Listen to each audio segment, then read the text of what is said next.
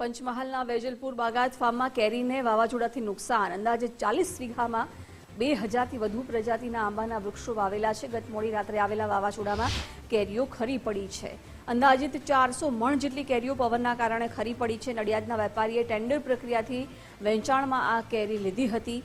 કેરીઓ ખરીને ફાટી જતા ભારે નુકસાનનો વેપારીએ દાવો વ્યક્ત કર્યો છે અને હજુ પણ વરસાદની આગાહીને પગલે વેપારીમાં ચિંતા જોવા મળી રહી છે. સરકાર વળતર આપે તેવી વેપારીએ માંગ કરી. વ્યાજે નાણાં લઈ ફાર્મની કેરી વેચાણથી લીધી હોવાનો દાવો કર્યો. અમે 17 લાખની ખરીદી સામે અમે વ્યાજે ધિરાણ લઈને આંબાની કેરીના ફળ લીધા હતા. તેમાં અચાનક રાત્રે તોફાન તથા વરસાદ આવવાથી અમને ઘણું બધું નુકસાન થયેલ છે. અંદાજિત ઘણું બધું છે. એમાં 400 થી 500 મણ આશરે નુકસાન થયેલું છે. એમાં સરકાર તથા ભગવાન જો અમને સહારો આપે તો બરાબર છે. અને હજુ પણ આ એક દિવસ પછી પણ હજુ 4 તારીખ સુધી આગાહી છે. તેમાં શું થાય એ ભગવાન જાણે. અમે વાડી લીધી ત્યારે અમારે નફાના સહારે નફો મળશે, 5 પૈસા મળશે, કમાઈશું એવી રીતે અમે આ વાડી લીધી હતી. તેમાં તો અણધારી આફત આવી છે. અમે બાગાયત કેરીનું ફાર્મ લીધું હતું. તે માટે અમે વ્યાજે પૈસા લઈને અમે બાગાયત ખરીદ્યું હતું કેરી.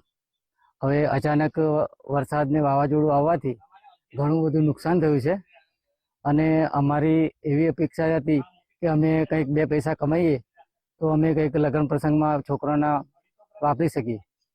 એ માટે અમે વ્યાજે પૈસા લઈને આ કામ કર્યું હતું.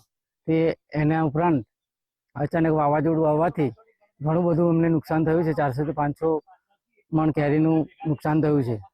તો અમે સરકાર જોડે એટલી વિનંતી કરીએ છીએ કે અમારે થોડું વળતર પાછું મળે એ માટે તમને નમ્ર વિનંતી. હવામાન વિભાગ દ્વારા ગુજરાત રાજ્યના કેટલાક વિસ્તારોમાં ભારે પવન સાથે વરસાદની આગાહી કરવામાં આવી હતી.